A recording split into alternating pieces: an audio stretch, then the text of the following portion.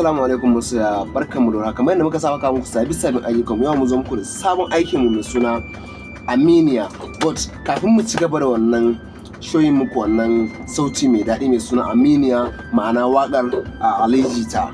Kafin mu je, idan har wani shine farko zan kai channel namu, to ka danna mana alamar subscribe, ka danna alamar karra domin sanar da kai sabbin ayyukan mu zaran mu daura. Idan har already kuma kana tare da mu, na sa akwai amana.